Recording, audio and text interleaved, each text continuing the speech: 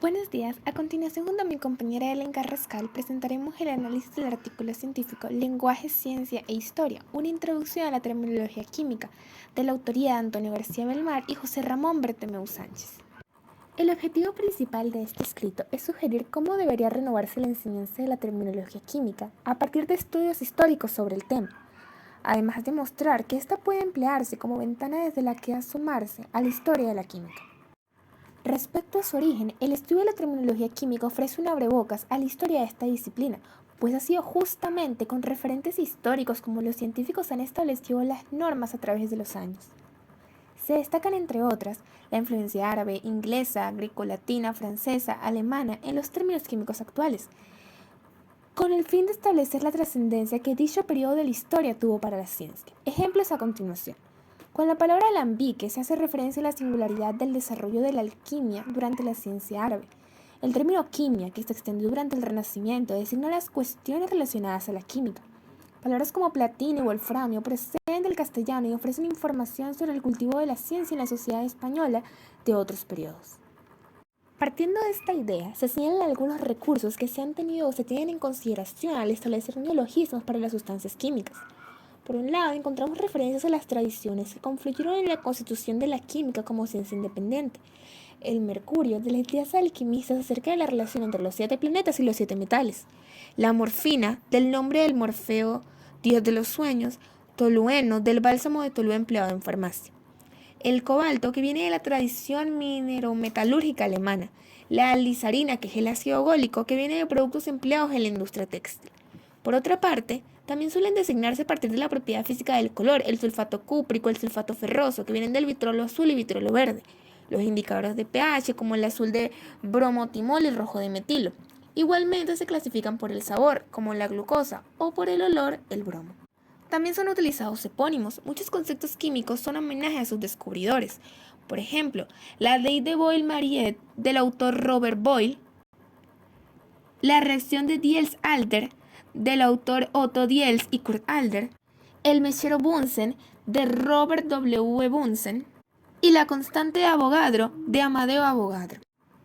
Basados en los nombres de diversos cuerpos astronómicos tenemos el helio, que adopta el nombre griego de la estrella Helios, el telurio de Telus en latín, que significa tierra, el cerio del asteroide que hoy se considera un planeta enano Ceres, el paladio, que recibió el nombre del asteroide Palas, descubierto en marzo de 1802, el selenio, que viene del nombre griego de la luna Selene, y el neptunio, que fue descubierto por Macmillan en 1940 y debe su nombre que en la tabla periódica sigue al uranio. Otro criterio a utilizar es la mitología. Personajes como Tántalo, Níobe y Thor permitieron el nombre del Tántalo, el Novio y el Torio respectivamente. Así como también tenemos ejemplos de acrónimos o siglas. El ARN, que es el ácido desoxirribonucleico. La EDTA, que es el ácido etilendiaminotetracético. El mercaptano, que viene de la expresión latina corpus mercurium captans.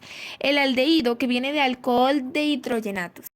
En este apartado, los autores pretenden abrir paso a cuestiones que surgen del nombramiento de sustancias. ¿Qué información se proporciona en cada caso? ¿Cómo puede ser empleada para acuñar nuevos términos? ¿Qué información resulta más interesante para reconocer y distinguir un compuesto químico?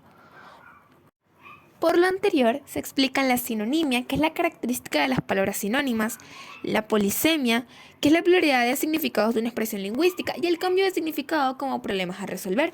En ese sentido, se nombran los siguientes ejemplos. La expresión aquafortis, que designa el ácido nítrico, por un tiempo también se utilizó para nombrar al espíritu divino, o la sosa cáustica en disolución. La palabra átomo, que inicialmente se traducía como partículas indispensables, en la actualidad se conoce como entidades físicas constituidas por electrones, protones, neutrones y otras partículas subatómicas.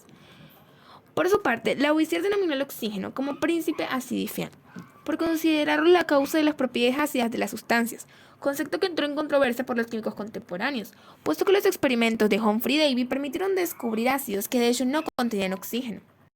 Los problemas semánticos ya mencionados introducen al estudio de las causas de las normalizaciones terminológicas, las cuales, siguiendo el mismo orden de ideas, permiten reflejar la situación de la química en un momento histórico determinado. Los escritores presentan como primera normalización importante al método de nomenclatura química, realizado por Morbeau, Berthollet, Lavoisier, Fourcroy durante la Revolución Química.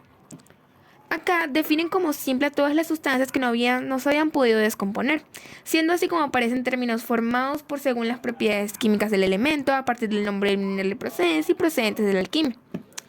Aquí también se designó las sustancias compuestas, que se utilizaban nombres binarios a partir de las raíces de los nombres de los elementos para indicar la composición química, estableciéndose este como criterio único para dicha clasificación, permitiendo así la eliminación de los sinónimos empleados para una misma sustancia.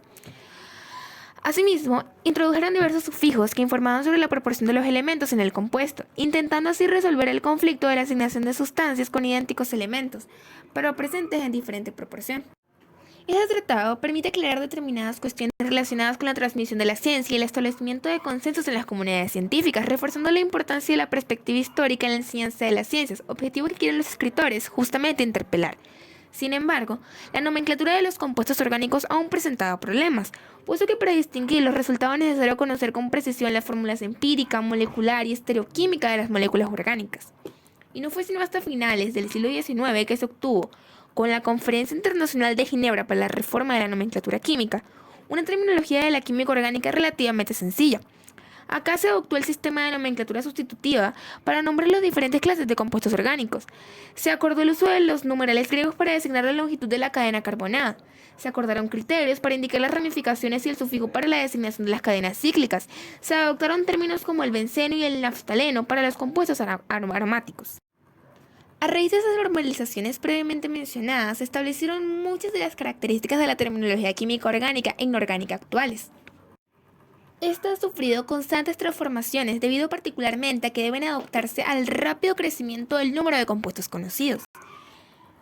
La IUPAC, la International Union of Pure and Applied Chemistry, siguiendo este orden de ideas, ha establecido a través de los años la nomenclatura conjuntiva, por sustracción, por adición, por reemplazamiento y por copulación de unidades idénticas, entre muchas otras.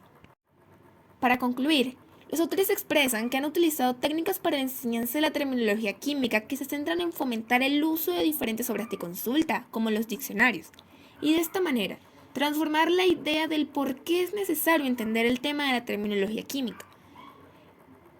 En vez de seguir un conjunto sistemático de normas, se deben comprender las razones que llevaron a la creación de un determinado término. Presentamos la bibliografía a continuación. Muchísimas gracias por su atención.